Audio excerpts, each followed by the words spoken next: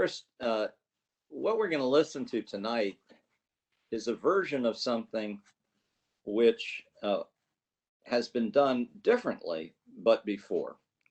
Tom Cochran briefed a group about some work that he and Matt McKenzie did several years ago.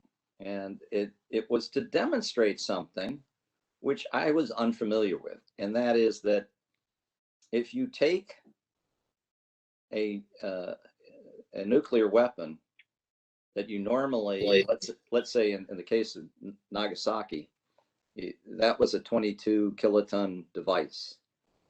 And you set that off to maximize destruction of buildings. So you set it off, not on the ground, but 1,600 feet in the air. But if you take a 1 KT device in a crowded city and set it off at ground level, well, the destruction to humans is similar. I mean, it maybe even more in some cases. This seemed really quite remarkable to someone, like me, who, is not an engineer or a scientist. And it immediately had some implications, which, of course, Tom and Matt made clear. And it had to do with, well, if 1/22nd of the yield can do the same amount of damage to people in a city, shouldn't you be concerned about that? And intuitively, it would seem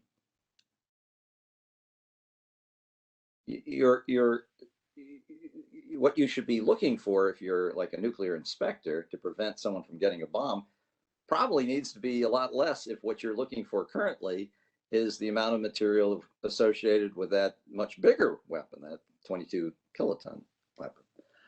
So Ava tonight is going to show what that thought looks like on the Middle East, or if you will, I think because the example that Tom and Matt used was interesting, but it was Brooklyn. And I don't know why, but I don't know that we think about Brooklyn blowing up. But if you take the 5 cities that Ava looked at, well, we do think about them blowing up. They're in the Middle East. So now Ava is just graduated, from MIT's nuclear engineering department or school, but is proud to announce she just was accepted and which is really cool, at Tokyo Tech, which is, I guess, TIT formerly.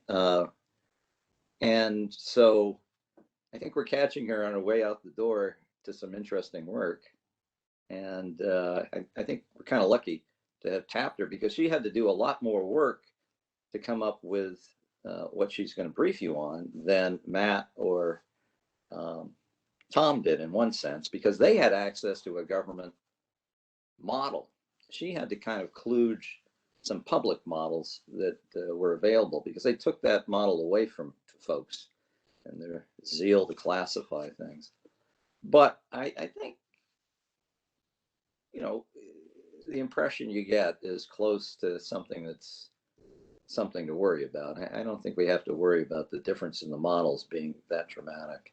So why don't I turn it over to Ava, and she has quite a show to give us, and sit back and enjoy. Okay. So why don't you go ahead, Ava?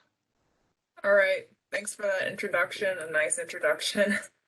And good afternoon, everyone. And thanks for, of course, thank you all for coming and taking the time to listen to my brief today, which, as Henry said, it's going to be about a research project that I've been working on for NPEC these past few months about the hypothetical effects of low-yield nuclear weapons in the Middle East, and how maybe we should take another look at the IAEA safeguard standards. So I have some slides. Let's see if I can share it.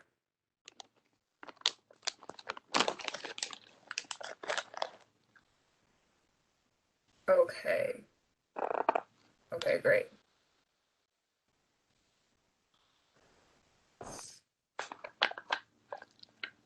And I'm going to make the case to you that the IAEA standards, specifically the significant quantity values of fissile material, probably need to be reevaluated in order to effectively try to prevent such nuclear attacks. And my report, which was just released in May, was also just covered by Al Jazeera and Politico. And actually, Henry, as along with several both Democratic and Republican congressional offices, he's trying to work on writing a letter to the Secretary of State's office to try to bring attention to this issue. So we have some big things in the works with this project, and today I hope to explain this issue a little bit to all of you. So my brief today is going to try to answer a few questions. So to prevent another Hiroshima or Nagasaki attack from occurring, level attack from occurring, are the IAEA standards, safeguard standards, strict enough? And the short answer is no. And in fact, the IAEA, what's called significant quantity values, many of you may probably already know about this term, are far too high. How much uranium or plutonium do you need to build a bomb that could cause Hiroshima or Nagasaki level casualties? And again, as Henry just said from several as previously published by many other authors before me, that you only really need about 10% of what the IAEA currently states as the official value in order to get these casualties. How lethal might a 1 kiloton, which is considered to be a low yield ground burst, be? And the short answer to this is basically, if you drop it at surface level, you can get Hiroshima or Nagasaki scale deaths under the right conditions. And of course, what are the policy implications of these observations? And the short answer, again, is that we might need to consider really lowering the IAEA significant quantity values in order to better reflect the amount of material it takes to construct a devastating but low yield weapon. So first, let's look a little bit about the current IAEA SQ values, which I'm going to claim are now obsolete since they've been established 44 years ago in 1977. So the IAEA officially defines a significant quantity as, and here I have the definition on the slide in order to avoid any dispute, but basically it's the amount of nuclear material, uranium or plutonium, that is required to build a nuclear weapon. And these values are 25 kilograms for U-235 and 8 kilograms for plutonium about. So for a little bit of history, how did the IAEA arrive at these values? And did they come from World War II era nuclear weapons? Well, the Hiroshima little boy weapon contained 64 kilograms of highly enriched uranium, and the Nagasaki Fat Man device is about 6 kilograms of plutonium. And on the right, you can see I have the IAEA SQ values printed for comparison. And one might wonder why the Nagasaki value seems to match. 6 and 8 are pretty close, but for Little Boy, the material quantity used was much higher than an IAEA significant quantity. And because of this large discrepancy, I just wanted to briefly make the point that this large difference is because the Hiroshima type weapon is now completely obsolete technology, what's called a gun type device. And in those days, it required far more fissile material than modern designs. But the Nagasaki weapon, on the other hand, which is what's called an implosion device, requires far less fissile material. So you can basically make the conjecture, I would make the conjecture that the IAEA has set their standards based on implosion devices. So this chart, which is from Dr. Tom Cochran's work that who Henry had just mentioned, further clarifies exactly where the IAEA is getting their SQ values from. Here you can see the Nagasaki yield of the weapon about 20 KT, and with a low technical capability weapon, 6 kilograms if using plutonium. And you have the 8 kilogram SQ value we talked about. So they roughly match, and the SQ value is slightly higher because it's reflecting some maybe material loss during the weapon production, but it's basically the same. So it seems that the IAEA SQ values are based on the material requirements of some low technical capability, outdated 20 kiloton implosion design. So how much damage does the IAEA's idea of a nuclear weapon produce? Well, from the Hiroshima and Nagasaki attacks, which are again 15 and 20 kiloton weapons, hundreds of thousands of deaths.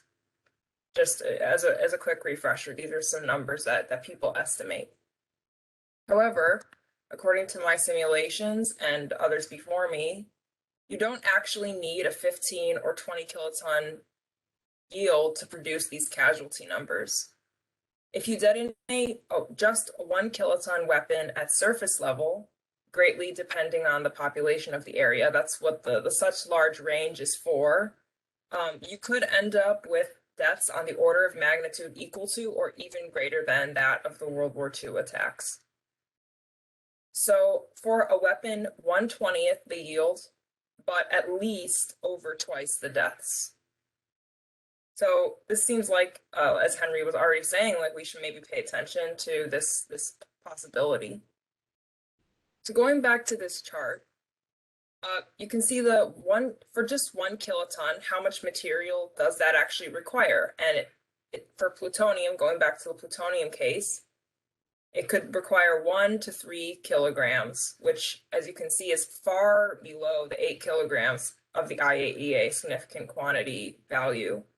So one has to wonder, and this was the premise for this project, what are the effects of a 1 kiloton surface burst weapon? And for this project, we chose the Middle East as being like a volatile region that a lot of people have their eyes on, particularly with recent news in the Israel conflict, and there's all kinds of news with Iran and going on. So that's the basis for this project, where this question comes from. And the remainder of my presentation is going to be trying to go into a little bit more detail about these results and further making the case for you and putting some more specific numbers to this result. So this study looked at 5 cities in the Middle East, 1 kiloton attacks in 5 cities. And here are the cities on this map. And to develop the methodology, again, I had to use several different data sources and resources and some different simulators. The hotspot program is from Lawrence Livermore National Laboratory, and there's the high split, which is used for basically atmospheric transport modeling, so pollution or radioactive particles traveling over distances you can simulate for nuclear fallout. And so using all these sources and spending several months, I developed a methodology to kind of get a basic idea of what kind of casualties we might see in the Middle East. And the results of these simulations were understood in 3 parts. So 1, the lethality due to structural damage. 2, prompt casualties due to the direct effects of the nuclear blast, heat, and prompt radiation. So deaths due to within 1 minute of the explosion, deaths due to those effects. And finally, nuclear fallout.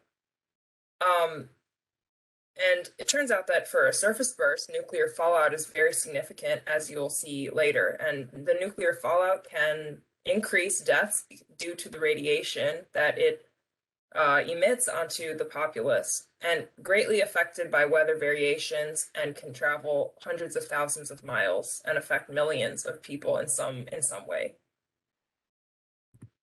So first, I have a lot of maps and some different graphics to show you to explain these, and I hope I can make them clear, because there's a lot going on in these pictures. So first, I looked at the structural damage, and this is of course important because there will be a wave of pressure which will destroy buildings, and there will be falling debris and glass flying and laceration, and people will get injuries due to flying debris and structural collapse, and that will kill people and also cause injuries. So in order to estimate what's really a complicated simulation of a nuclear blast in an urban area, I had to look at what distances, well, what kind of building damage are you getting at different distances. And this is basically just to give you some idea of how far the building damage may extend for a 1 kiloton. It's about 4 kilometers is the extent of you may get some glass breakage. And then the yellow circle, so where you will get some real considerable building damage, is about 1 kilometer away. And most of the deaths due to blast will actually be caused by falling buildings and structural damage, as opposed to the actual pressure on the human body. So that's why this is important in the simulation. And so the prompt casualties due to the blast and the actual heat of the explosion and the prompt radiation are considered as deaths within 12 weeks. And so here are the numbers with the city, based on the city breakdown. And I did 2 simulations for a high estimate. It assumes all people were outdoors and unshielded, which is a little bit unrealistic. Of course, they will be in near buildings or in buildings, but it's a very necessary upper level estimate to do. And then the low estimate was a simple approximation of a dense urban environment by assuming each individual is somewhat shielded. And so here I have the numbers, and you can see that the low numbers are already approaching the Nagasaki value of 60,000. And especially in the case of Egypt, due to how dense Cairo is in certain spots, that really shows that in a highly dense urban environment, you can really get these casualties that are just extremely devastating with only 1 kiloton. So the density of the population obviously has a huge effect, and that's what simulating the different cities is showing. So again, these are the casualties due to just prompt effects, not fallout. And this is another graph showing a little bit of how those numbers were acquired. So I had to combine the different effects, the blast effects, the heat effects, which is burns, so like second degree, first degree, second degree, third degree, and then the radiation. So basically, just to give you some idea of at what distance people will, what effects people will be suffering from. There will be high radiation and nearly all buildings destroyed at about 500 meters from the point of the explosion. And all the way out to, and then next we have 60%, just to give you another range where the casualties were calculated for. So 60% lethality within 12 weeks. And out at this distance, it will be, you will have still many considerable injuries due to falling buildings and glass and debris flying, and you will have second degree burns. And even though the radiation isn't immediately deadly, what's extremely devastating about a surface burst is that even a medium high level of radiation will cause an immense number of deaths, because people will not be able to recover from their physical injuries due to their weakened immune system that the radiation causes. So several of these kinds of layers of casualties were of effects were considered when doing the final calculation. So next we have the nuclear fallout. Finally, we have the nuclear fallout. And nuclear fallout from surface bursts can greatly increase the death toll because of the high level of radiation that it can inflict on the population, depending on the weather pattern. So for this project, I looked at, for each city, several different weather patterns to get a sense of how could the weather have an effect on the fallout.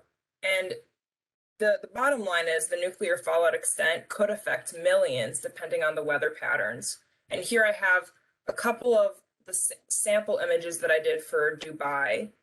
And out of all the simulations I did, one simulation for Dubai was the most extreme case. And that's the one you see in the bottom left corner. And we're gonna take a little bit closer look at how the fallout could affect the total casualty count in an extreme case. So this is a very, there's a lot going on in this graph, and it's a little bit more explained in the report, but I just want to, if anyone has any questions, please ask, or like I will email you if you have you want to have more explanation about this complicated graph, what's going on here.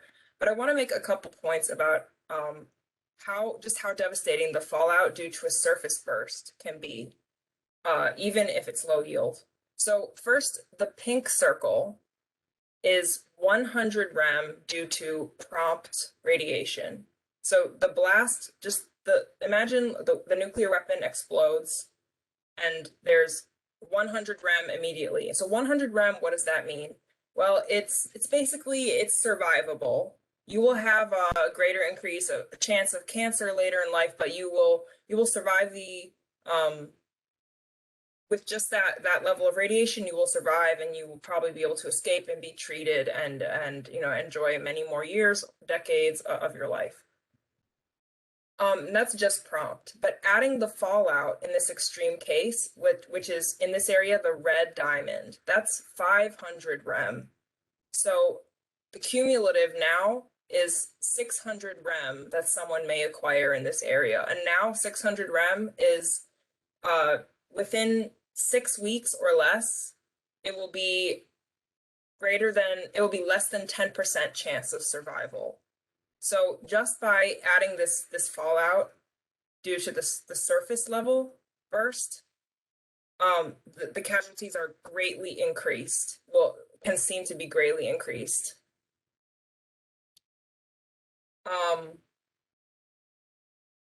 And looking at the next level of casualties, so the extent of building damage goes out even further than that. And the danger in this area is, even though the radiation isn't as high, it's only 300 rem, which that's still very, very high, but the death rate is maybe 50%. It's not the 90% death rate that you're seeing in the red area, but it's actually going to be much higher because where you have considerable building damage, as I said before, many people will be getting injured due to falling debris and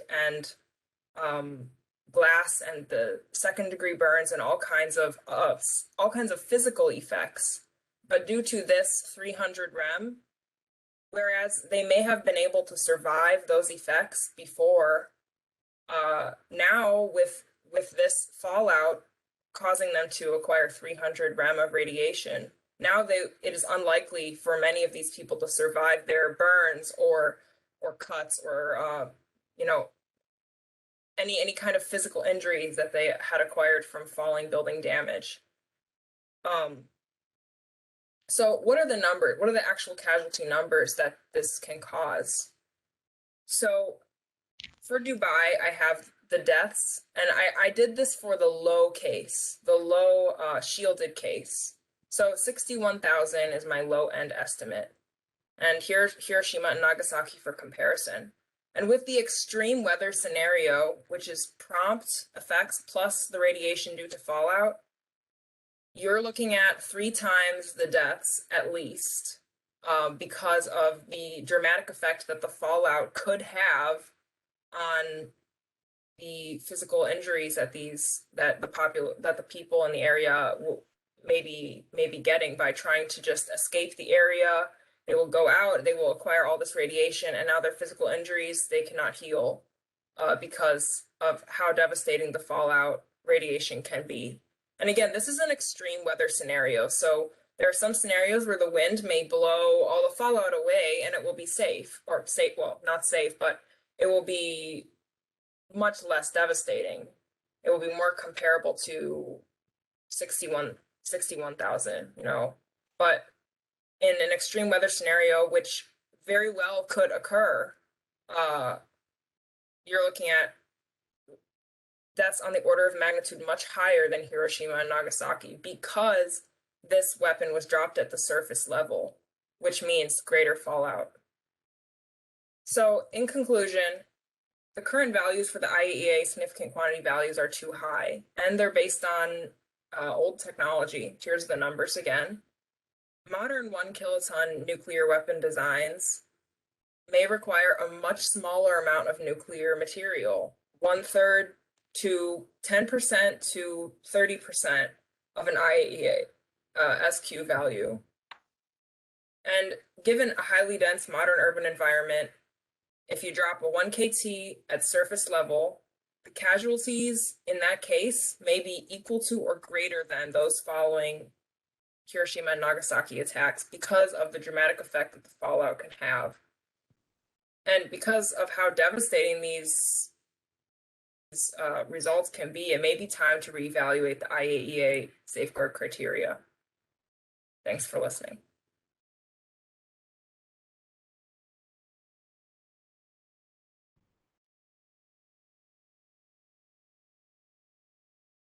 Sorry for the delay. Ava, that was very, very concise, really quite a remarkable presentation. Now, there are some questions I'd like to put to the top because they're kind of technical and they go to the scenario, and it'll help clarify what you did or didn't do. And I'd like to perhaps go a little bit out of order to get those particular questions out front, so that we can, focus on this question of what the analysis was. Let's see. One of the questions that goes to that is Greg Jones's question. Greg, why don't you speak up? And I guess that is the only one, come to think of it, but it's an important one. Why don't we put you first Well, there are a number of little nitpicky things I could say about the talk, but it's hard to disagree with the idea that exploding a nuclear weapon in a major city is going to kill a lot of people. But I'm just curious, the very large numbers in Dubai, what sort of population density are you assuming there? Because that would seem to imply very high population densities. Yeah, the population was based on Oak Ridge National Laboratory's Landscan data, which is an ambient population data set. So they look at like the average number of people that are going to be there within a 24-hour. So it's not residential. It's just looking at over a 24-hour average, how many people are going to be in that area. So I took the highest density area for each city. So that's part of the reason why it's so high. And I don't know off the top of my head the exact density of that area that I looked at. So I can't. So what sort of lethal area were you assuming then? I mean, you must come out that way, or is that buried in your calculation? What do you mean? What sort of lethal area? Yeah, I mean, because your number is the product of the population density in the lethal area. So one way or the other, those numbers have come out. Because for most of these things, you're talking, well, I don't know, 10 square kilometers or less. Yeah. I think that it's coming because of Dubai is a very, I mean, there's so many tall skyscrapers in downtown area. So the area I simulated for was, you're looking at like lots of skyscrapers. So if there's an explosion, probably the buildings are coming down, and it's going to be a really complicated. It gets really complicated when you want to estimate skyscrapers accurately. So I don't think anyone has looked at modeling a nuclear weapon next to a downtown area with skyscrapers, but that's basically what the area looks like for Dubai. It's going to be like so many people per a small area because of how tall the buildings are. Right. Okay, thanks. By the way, if you've ever been there, it's quite remarkable. It's like an extreme version of New York. It's not like New York. It's an extreme version of New York. Okay, now we can go back to the regular order, if that's okay. And why don't we do that? There's a kind of technical question. I'm not sure how well we can answer it, but we can ask it. Let's see here. Let me get to the top here. Bill Hain, why don't you sally forth with your technical question? As I say, I'm not sure we have the answer to that, but might be worth asking, and maybe explain why you're asking it. I'm asking, so your table had the quantities for weapon grade plutonium, and like Henry, I'm not a scientist or technician, but for reactor grade plutonium, would there likely need to be a greater quantity for reactor grade plutonium to achieve a similar yield? Yes, and For something in the 55% range, 239. Yeah, it definitely would be a higher number if you were to take reactor grade plutonium. And the IAEA has what is it called? The term is skipping my mind. It's not the significant quantity in that case, but they have another metric where they look at they incorporate reactor grade levels into account. What is that term called? It's just escaping me at the moment. Well, there are different grades. Is that what you're referring to? Well, reactor grade Yeah. plutonium, yeah, it's like less plutonium-239. So you have Right. like pure plutonium-239, and then you can have Well, some plutonium-240 mixed in or The whatever. IAEA doesn't make distinctions except for plutonium-238. right. But we do. I mean, we talk about fuel grade, reactor grade, weapons grade, and super grade. But Right. it might be useful. I don't know how comfortable people are repeating things that they've already been cleared and have said repeatedly, but I'll risk it. Let's see. Bruce, you give presentations in Japan. I know because I was there. That kind of spoke to how much one has to think about the additional penalty of reactor grade. And I know you can't use numbers, but you might give us a sense of what you can say without violating any rules of the road. Well, let's see, can you hear me? Yeah. Okay, the Department of Energy declassified a bunch of stuff in 1997. So it's been around. Essentially what they did was they took a Nagasaki-like geometry and they converted it to reactor grade, which is anything with less than 58% 239. And the bulk of the rest is then 240. And the issue isn't so much the mass, because 240 it has about the same cross section as 239 to fast neutrons. The issue is pre-initiation, meaning that the bomb goes off too soon and therefore gives a low yield. And the numbers that come out of that DOE study that was released is that you have a minimum yield of a kiloton, but you have a most probable yield much higher than that, and that number is classified. But it's not just a little bit higher, it's quite a bit higher. So You know, Okay. it's a little hard to do it the other way around in your head, you know, saying, well, how much more of this or that would you require? But I think that's pretty straightforward, and I think it addresses the bulk of your question. We can Yeah, lay and into I it. wasn't looking. Yeah. I'm sorry, Henry. Yeah, we can lay into it a little bit further.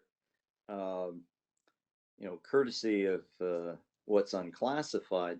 There was a study that Victor helped generate with another weapons designer, Harmon Hubbard, and you can go look at those numbers of what the yields are for a low technology design, which is code for, a Mark III.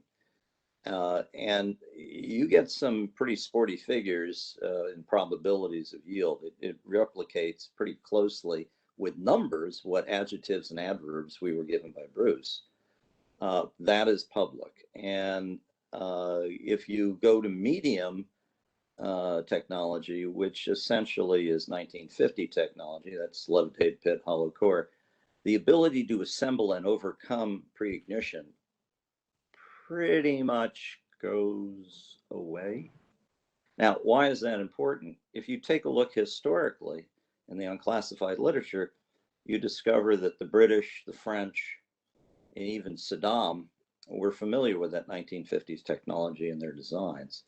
And so that's what they would have gone with, or actually did go with, in their first go of it.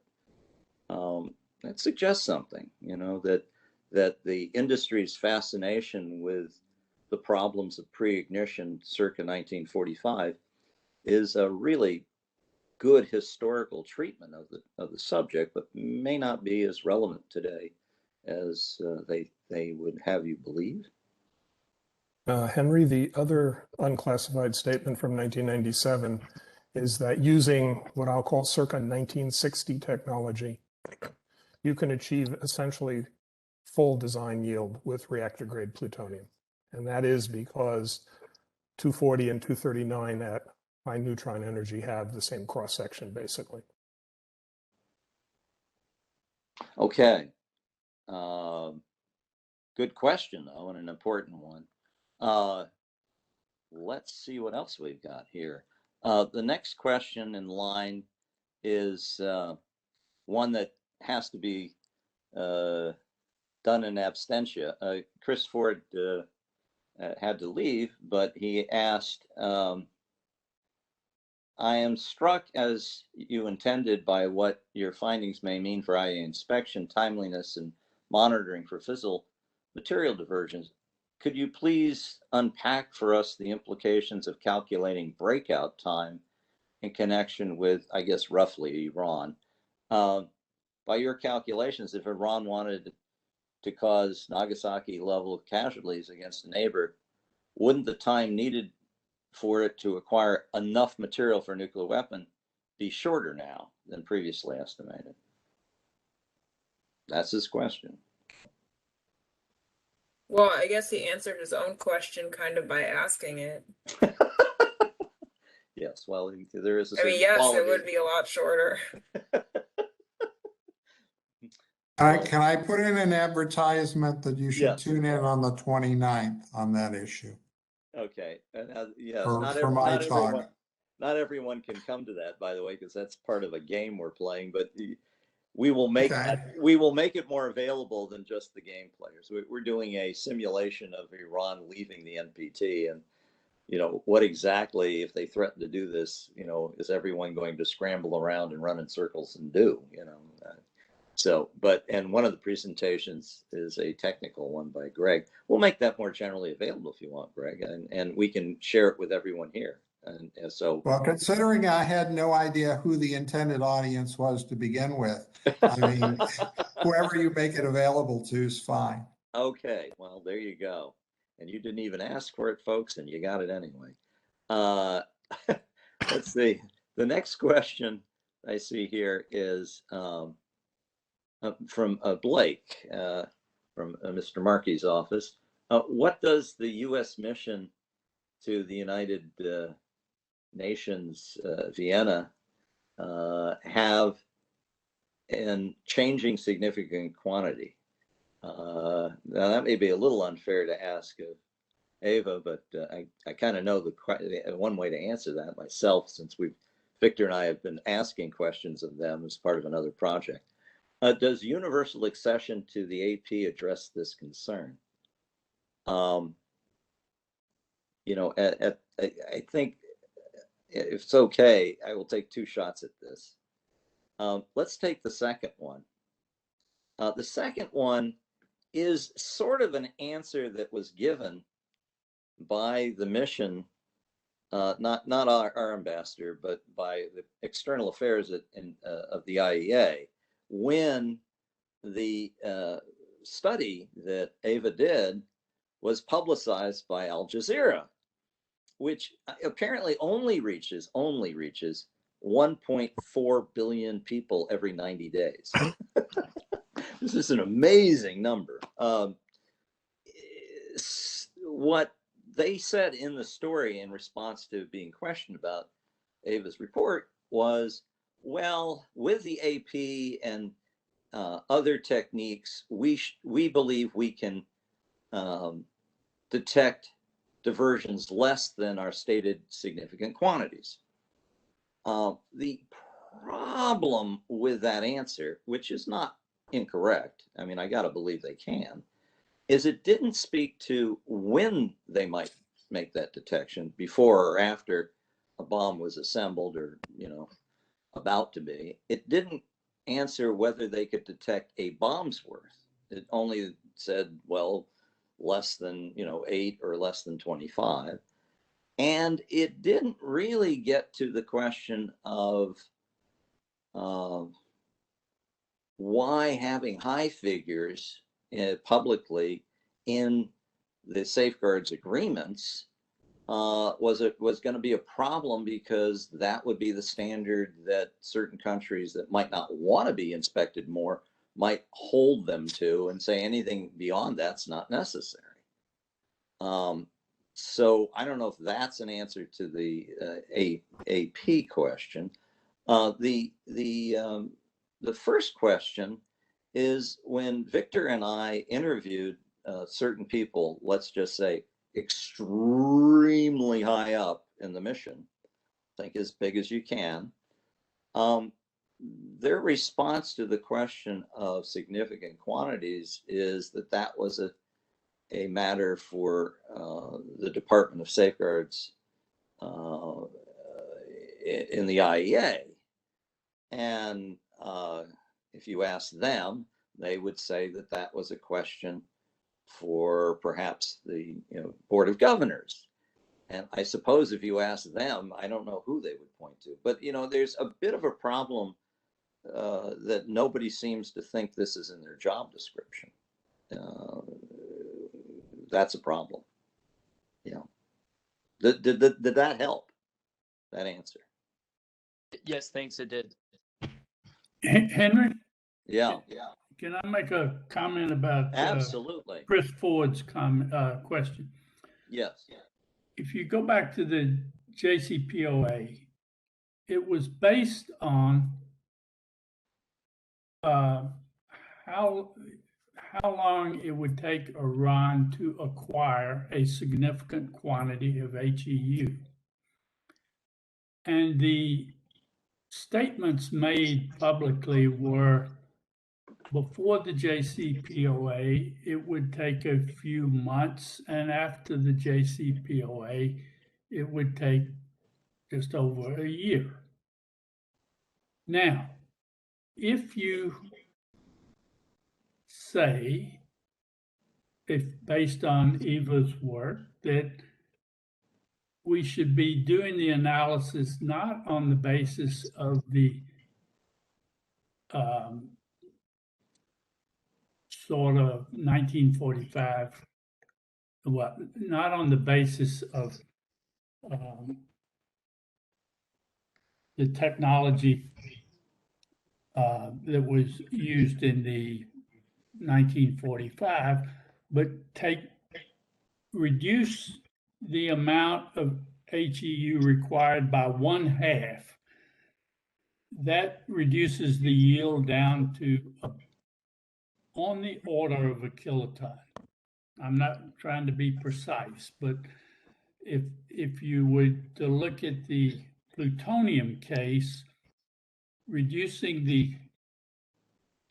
taking the Fat Man design and putting half the amount of plutonium in the design instead of the 6.2 kilograms, 3.1 kilograms, the yield would go from 22 down to on the order of 1.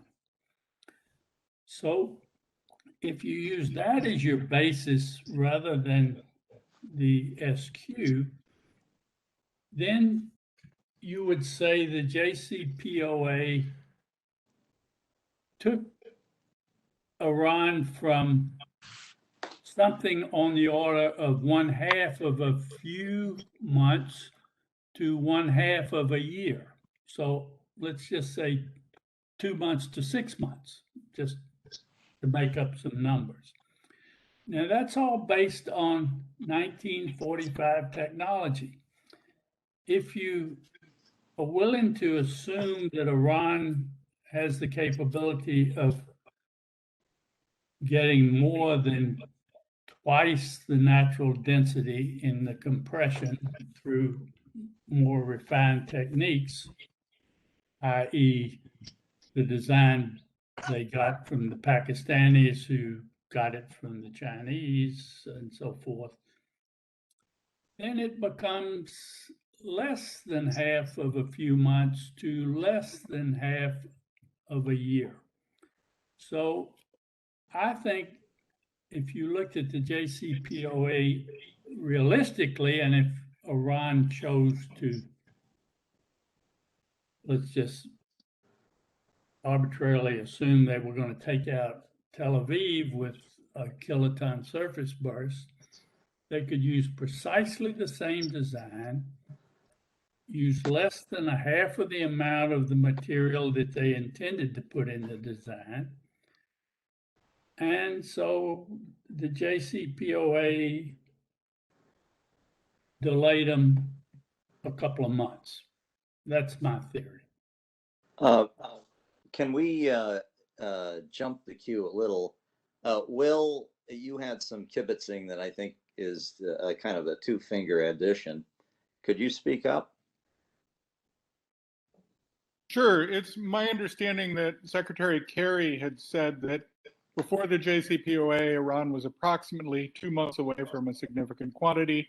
After the JCPOA, it was about a year away, but he never disclosed what he regarded as a significant quantity. So we don't know what design that was based on and what quantity of material that estimate was based on. There's no particular reason to believe it was based on the IAEA standard. Greg? I think you're mistaken. I think the JCPOA negotiations were based on the IAEA significant quantity values. And when Kerry was speaking, he was speaking about how long it would take to acquire a significant quantity as defined by the IAEA. No, even the Obama administration wouldn't be that stupid and naive. Well, that's an unusual metric. Greg, do you have any insights looking at the materials over the last 2 years? Well,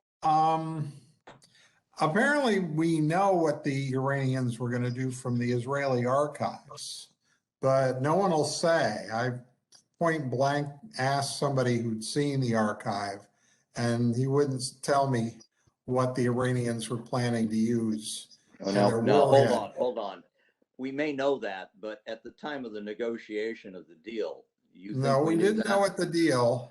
Oh, okay. So, one PhD or master's thesis here, what was the basis of what the deal was? Apparently, it's now being proposed that no one knows, and that it might have been this and it might have been that. Well, it was some fairly high number, like 20 or 25. It was clearly something like that. Well, now you say clearly. Why was it clearly that? Because of the times. I mean, the 2 months and the 1 year. I mean, if the way those times work out, when you do the Right. breakout, it has to be some number on that order. Greg, Yes? I think it's reasonable to assume that the Pakistanis and AQ Khan and so forth had access to the design used by the Chinese in their fourth nuclear test. And let's just, I'm not. I Well, don't have not only access to that, the Israeli archive, they show it. It's clearly a levitated design that the Iranians were doing that's only like 22 inches in diameter. And Well, it's far beyond Fat Man. yes, but the point I want to make is that the Pakistanis had access to the Chinese design that was the fourth test of the China conducted. And it's fair to assume that the Iranians had access to the Pakistani design that they obtained from the Chinese. And let's just assume, for the sake of argument, that had on the order of 27 to 30 kilograms of HEU, and it had a yield on the order of 30 kilotons, 25, 30 kilotons. I don't know the precise values. Now, if you took that design and just put half of the amount of HEU in it and filled in the outside portions with depleted uranium or natural uranium, the yield would go down roughly, not precisely, but roughly down to the kiloton range. And so somewhere in the neighborhood of 15 kilograms of HEU in the design that the Iranians had would get them a kiloton weapon.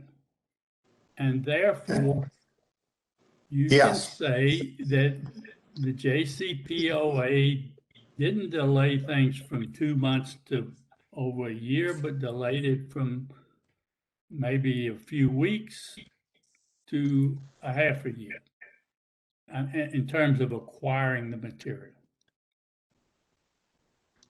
Well, something like that. I mean, you know, there were various caveats. I mean, David Albright has waited, of course, you know, since he was getting, you know, had good relations with the Obama administration, he didn't want to be impolite at the time, but he claims now, like 3 years after the fact, that his calculations showed that even back in 2016, it was only 8 months, 7 or 8 months instead of a year. All right. There was a question Bill Hain raised. Let me get it here. Let's see here. It's a little out of scope for Ava because it wasn't part of the assignment. I'm sorry if I missed it. Well, why don't you go ahead and ask it, Bill, instead of me reading it? It's your question. I mean, come on. Yeah, thank you, Henry. So Ava, I know I realize it may be on the scope of what you were asked to do, but have you given any consideration at all to trying to translate the a potential reduction in what is a significant quantity into the burden or requirements this puts on safeguards implementation, you know, by whatever measure you choose, and you know, number of inspectors, number of inspection days in the field, need for additional technologies, online monitoring technologies. I mean, have you done any sort of analysis, or are you contemplating anything as a follow-on that might, you know, bridge that gap?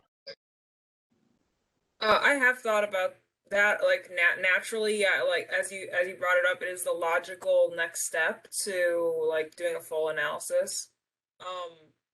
but I haven't foreseen like a specific plan for doing it. But I think it's, you know, it's definitely not out of the question that, you know, I could do it in the future, or like maybe some kind of research paper, you know, in my, it's definitely Bill, in I want you to, my, I want you to send money. yeah.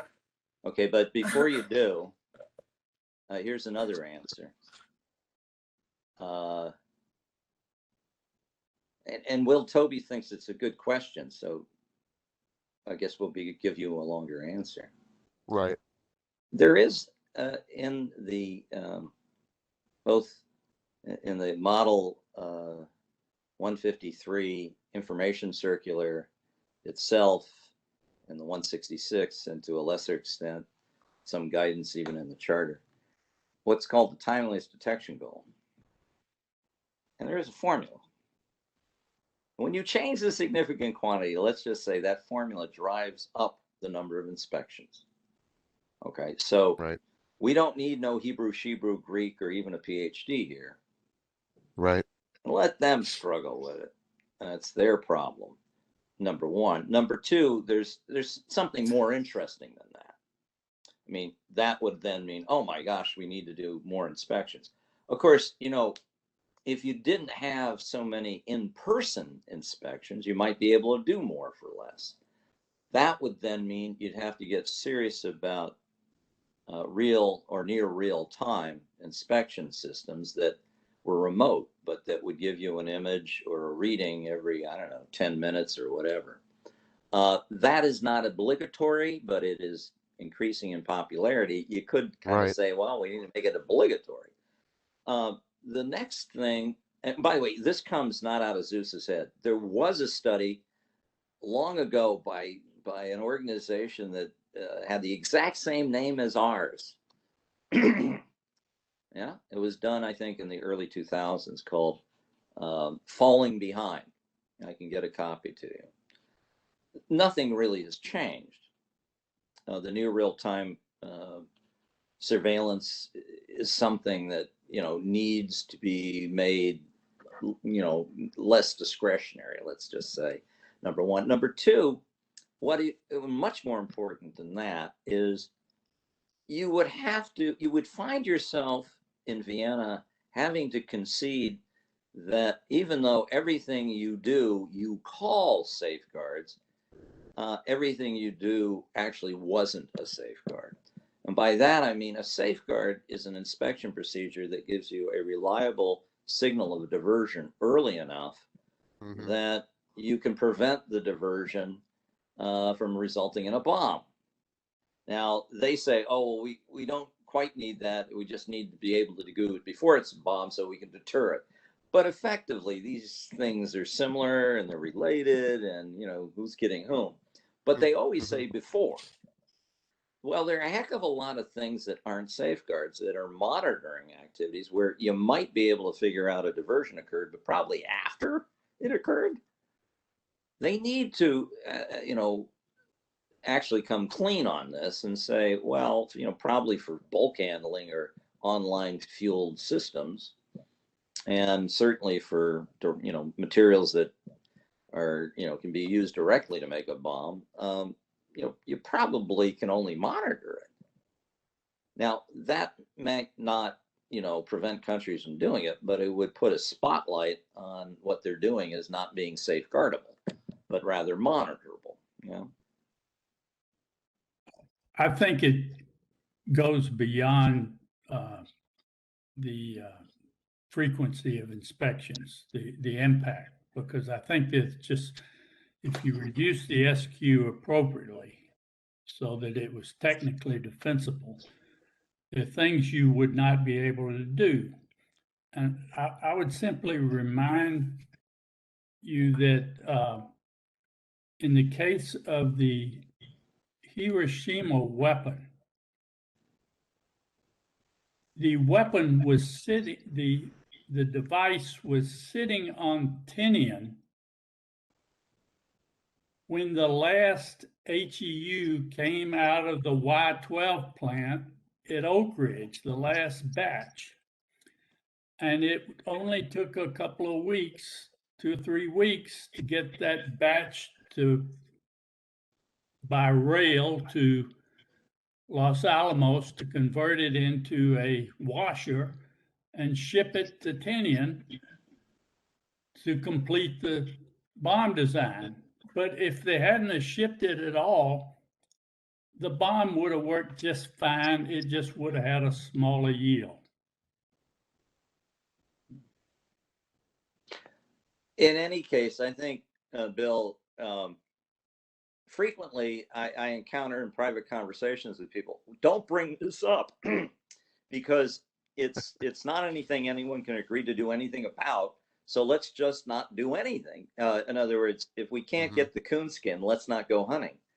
And I think that may make sense if you've got a career ahead of you, climbing up some bureaucratic ladder and or getting political appointments or something. But when you're in the NGO world, that really doesn't seem to work, you know, and that is not our job to protect people's careers or institutions that are functioning a certain way based on whatever figures they have and you know don't want to change. I mean, you know, that so usually the rejoinder is best not to bring this up. Now, what's interesting is to some extent we already have kicked this hornet's nest. As was noted, Secretary of Energy O'Leary, you know, came out and said, well, you know, at least weapons grade, it's 4. It's not. Well, she didn't say it was not the other number, but you know, she said it was 4. And then she had another number for the highly enriched uranium. I think it was 15 or something. But it's not like we haven't, you know, done this. It's that our enthusiasm for doing it is I think institutionally and bureaucratically and maybe even politically a bit restrained. Yeah, I mean, we have nuclear restraint here at the oddest point, in my view, and I just wonder how serious we are about these threats. You know, it just seems like okay, but if you were serious, you'd be talking at least about these other points. Now, you know, actually, I had a conversation with one of you, and I hope you'll come out. That was discussing what some other people thought. I guess I'll protect everybody. I'll just relay it without spotlighting, you know, who I talked with. But you know, the argument was, well, if the United States somehow acknowledged that there was a lower number, that this somehow might excite the humors of would-be bomb makers, including, you know, people, you know, who are, you know, really awful. I mean, you know, terrorists. And so that would be an argument for not doing this. You know, I'm curious what the group thinks of that argument. I mean, I certainly have my own views, but I'm just curious if anyone has any thoughts on that. Don't all break out with your rejoinder at once. I'll just say Tom Cochran's work's at least 25 years old. I don't know who's quite were taken by surprise at this point. Well, there is that problem with the damn internet. I mean, apparently some of the discussion of testing, you know, a 1945 or thereabouts design by just reducing the amount of material and getting a 1 KT roughly explosion is public domain information. That would suggest, you know, that at least the number might not be 8. It might be like, well, 3. I don't know, but I think those are the kinds of arguments that you sometimes get. And I would expect that, you know, if we push any further, that those are the kinds of arguments we will get, you know. Also, you know, the bomb designers aren't using a Ouija board. There's this thing called physics. And if they sit down and start doing some calculations, they may be able to figure out what sort of number they'd like to get. All right. Now let me just check if anyone has contributed. Will, Well, no, you just said that's the answer is not linear.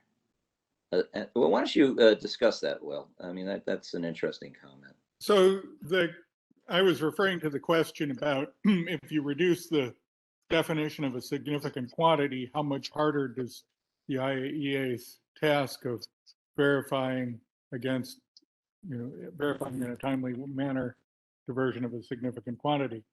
And my guess is that the answer to that is that doesn't work as a linear function, that a significant quantity half as large is twice as difficult to verify, that in fact it's much more difficult than twice. That's interesting. By the way, my common sense bones tell me you're probably right. But once you explicate, because I'm imagining why, but you may have some way to talk about why.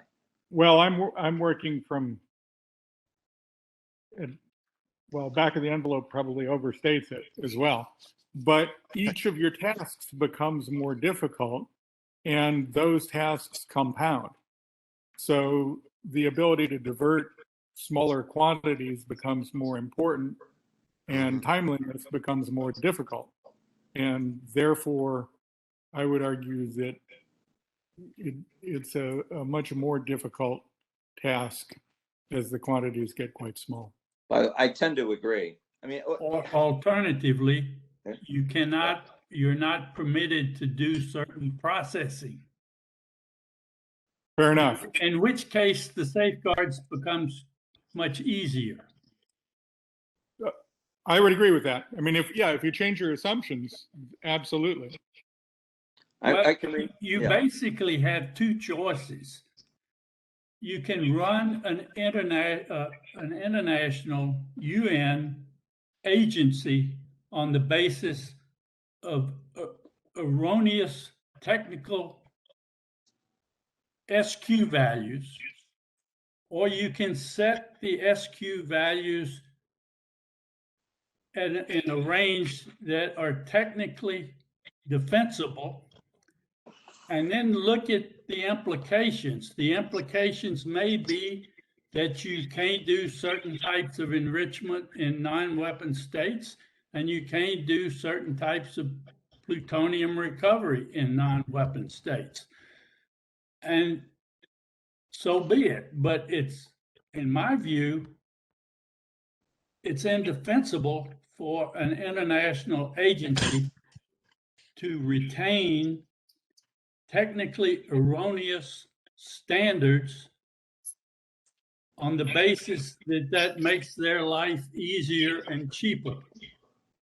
In some ways, we're already there. After all, the error assumed for Rakashu is 1% or 80 kg. Yeah, well, and that probably is on a good day. I mean, one of the things Victor and I encountered in our interviews as part of a State Department project, which this is part of, was the remarkable statement by someone very senior that they couldn't understand why you would ever say anything they did wasn't a safeguard, since by definition in their mind, this is sort of a kind of lawyer or external affairs view, I might add. Everything they did was a safeguard. That's what this lady said. Everything is. Whereas I think the Safeguards Department really does know better and understands that that's not really true. But they are prohibited from saying that. And I know this because they used to invite me regularly to give talks, which was absurd, because I would give the talk, they would applaud quietly, and External Affairs would say, "Who let him in?" It was like, we don't want to hear that. So there is a problem here. There is a problem. Stephanie, are you still there, Stephanie Cook? I am. I thought you had a comment or a question. I was just asking, I'm getting an echo, sorry. Oh, well, we see you. We're not getting the echo. Let me turn my question, because I wrote it to you. Okay, I can do that. Okay, hold on. if you put it in chat. Is this something? Hang on here. Oh my. So help me here. In the chat room. Can you hear me now? I can hear you. Why don't you go Okay. ahead? I'll give it a shot. We've been writing a lot about advanced reactors and work on advanced reactor fuels, many of which are anticipating using much higher levels of enriched material or plutonium. And the non-proliferation community seems to be defending this on the basis that this gives us a great opportunity to build in better safeguards. I wonder if, in light of that, what kind of work is actually going on, and if there's any discussion in the context of that work about changing the levels to what Tom calls technically defensible numbers. Does anyone have a way to venture into that? I mean, it seems like the people that would answer are not the people that are here, but it could be wrong. Well, I wondered if perhaps the agency itself, there's any discussion of this, because it's going on globally, this move to, I mean, the NRC just approved 20% enrichment for Centris at Piketon, for example. Yes, yes. Well, I mean, I think, again, perhaps taking a page from Ava's rejoinder, you may be answering your question by the way you're asking it. I mean, it seems like that would be a problem. It's not as if they don't have their work cut out for them already. This might make it tougher, or, and, I would say that their optimism is simply a function of their desire to proceed more than it is based on, something that there's been some breakthrough or something. I mean, But it's encouraging the use of these kind of fuels all over the world and making it acceptable. And, you kind of know that I agree with you on the questions about whether any of this is really going to happen. But I do think it's something that, like, Congress should be attuned to when they start approving money for all these programs. yes, well, And they should say, well, we want X amount of it to be for safeguards procedures and online monitoring and stuff like that. yes. Well, you'll notice that right now, am I right? We have lost everyone from the Hill. Oh, well. Well, you can get it, convey the message. Yeah, well, yes, good luck there. I just want to check if there are any more comments or questions. If not, are there? I think someone has their hand raised. Oh, well, who's that? Can you speak? You can. Whoever has their hand up can speak, surely. No, they can't speak. I think it's Nobu. Oh, Ambassador Abe, you might try not muting yourself. Can you hear us, Ambassador? Can you hear us? I think you're muted. You need to unmute yourself, Ambassador Abe. There you go. There we go. Ah, now we can hear you loud and clear. 2 points. First of all, this may cause to review the regulations of MTCR because you may get smaller bombs and lighter bombs than that MTCR requirements should be lowered. Yes. Well, here in Japan, we are not supposed to know about the designing of bombs because of the NPT. Second of all, the lowering the significant quantity for plutonium, when it comes to reprocessing, they already have a problem that they have a significant amount of plutonium lost in the process of reprocessing, say stuck in the tubes or other places. So lowering the significant quantity may require more frequent inspections, or ultimately permanent assignment of inspectors on the site to constantly monitor what's going on. They are my comments. Yes. Well, they're good comments. I remember discussing this and writing about this and falling behind. One of the suggestions that someone at the National Lab up in Idaho, Tom Shea, who also spent a good part of his career in Vienna, he said, oh, well, you just get countries to pay for the safeguarding of their own facilities more. And he said, Taiwan would be the model.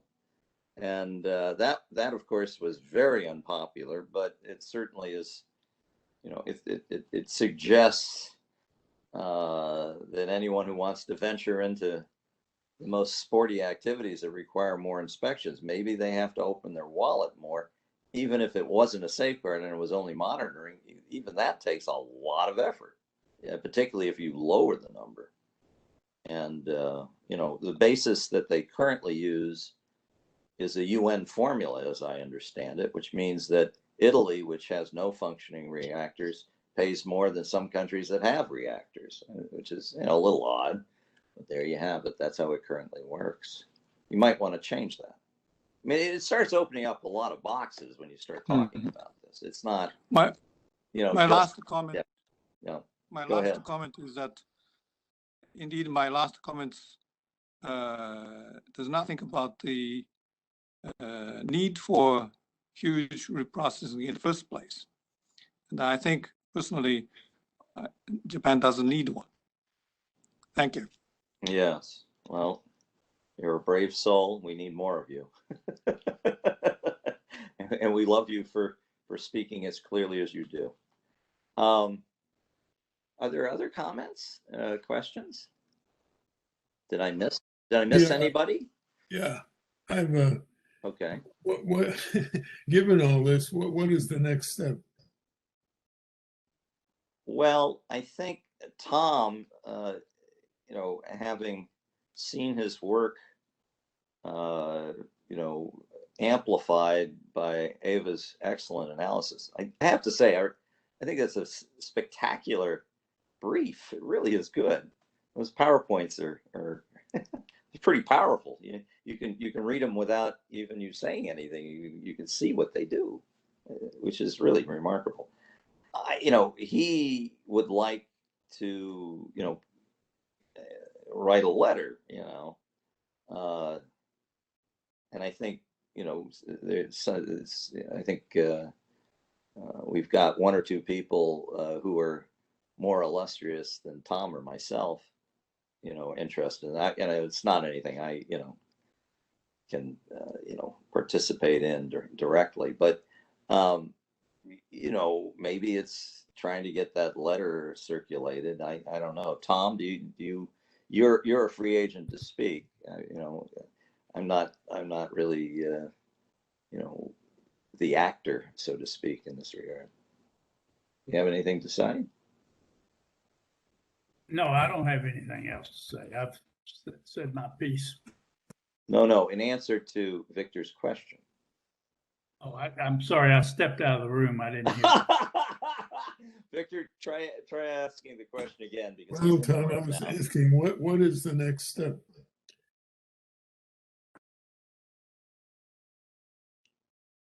What is the next step? Beyond trying to get the government to write standards that are technically correct rather than erroneous.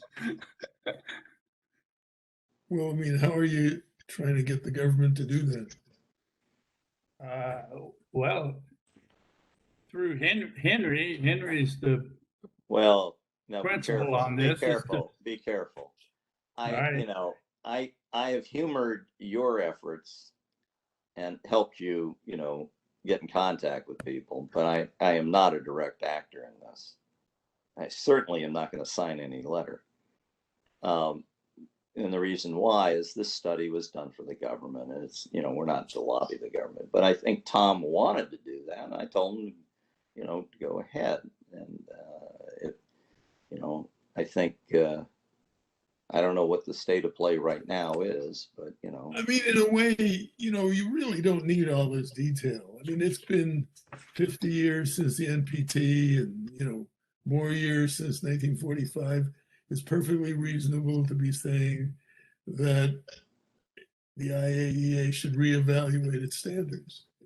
And but no, you know, I'm how do you reminded. do that? Yeah, I'm reminded of Albert Wohlstetter once asking me what I was doing. And I told him, he said, well, that's obvious. I already wrote a report on that. Everybody knows that. And I said, well, no, they don't.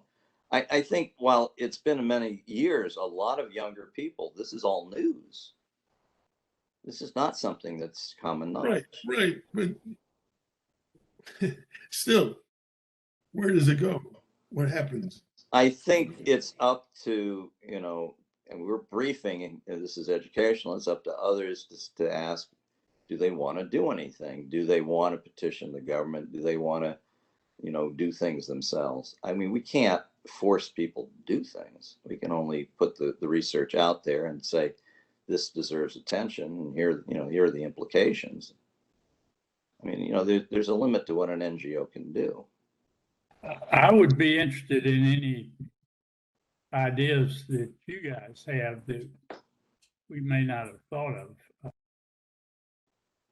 You can email us, and if you have any thoughts along those lines. My personal view is that the IEA isn't going to do anything until somebody really embarrasses them by the fact that their standards are technically erroneous. And I think to say it's time to reevaluate is a little disingenuous. They are flatly erroneous standards, and there's no technical basis for them, and there's no legitimacy in an international organization operating a safeguards regime on the basis of technically erroneous standards. They should set the standards correctly and see where the chips fall. Well, you know, if it makes anybody feel any better, I do know someone who works very high up in Vienna in the safeguards department. And although we don't have anyone from the Hill right now, and although it isn't exactly like the New York Times decided to cover this report, I can tell you that it apparently caused at least 2 weeks of staff meetings when this thing came out. They take it at least seriously enough to think they need to think about it. I just don't know that anyone's holding their feet to the fire. That's the problem. And I think that brings back, you know, what Tom is saying, which is until the government that has weapons says what they think the numbers ought to be, they may not have to do very much. And I don't think it's reasonable to expect the IAEA will do very much. You know? So it probably devolves upon our government to take the lead, and you know how you make them take the lead is an interesting question, right? I mean, the study helps, but I mean, at least it gives the it's grist, but it's not the mill. How's that for a bad answer? Does that help, Victor? Well, you know, no one is going to take the numbers that you guys are coming up with just as the answer. Well, I mean, we don't, all you by can the do- way, I don't know that you need to push numbers so much Right, as right, push the right. arguments. Right, I would not exactly. get hung up with numbers at this point, no. Right. So all you can do, I mean, the best you can do is get them to reevaluate things. And the question is, how does that happen? If we think it's Well, important. I mean, in the old days, it was simple. Some poor staffer convinced a member to put a reporting requirement in, and actually remembered if they ever got it passed to wonder where the report is or where it was. And if they got it, no matter what the quality is, they would hold a hearing. I don't know if that happens anymore, but that's how it used to be. I mean, I know because I used to be on the Hill 30 years ago, 30, well, more than 30, 35 years. I don't know. But to be continued for sure. And yes, if folks have ideas, we're all ears, or all eyes at least. Victor, I'm trying to imagine a hypothetical situation where you're a commissioner of the Nuclear Regulatory Commission, and the agency's position is that light water reactors cannot melt down. It's physically impossible. And somebody comes along and says, hey, you know, these things can melt down. And you say, as a commissioner, well, we're not changing the rules. If we assume they melt down, we might have to do something and it'll be expensive and we'll have to do more work. Okay, by the way, you get what I would call the Smartass Award for tonight. And that it's a high honor coming from another, low-grade smartass. Okay, so on that upbeat note, Ava, do you have any closing words? You really helped us a lot with this brief. You deserve high praise. Yep. Nothing much. Just thank you all for coming. I'm glad I could be a good conversation starter, and I'm sorry I don't know more about the policy implications as much as I would like, but it's a long journey, so to learn all these things. So thank you all for giving me a shot at, being heard, listening to my research. So thanks. Well, if you have more enthusiasm than judgment, we're hoping you might stick with this. It probably will take another generation to crack. And if we're not lucky, what will be the impetus, if not the United States, will be some dreadful event, perhaps even in the Middle East. And then everyone will go, oh my, I guess we didn't quite fully account for that one.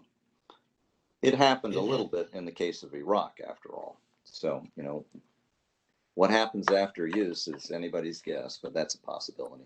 On that upbeat note, I want to thank everyone, and let's all thank Ava and the contributions of all the participants. Thank you very much.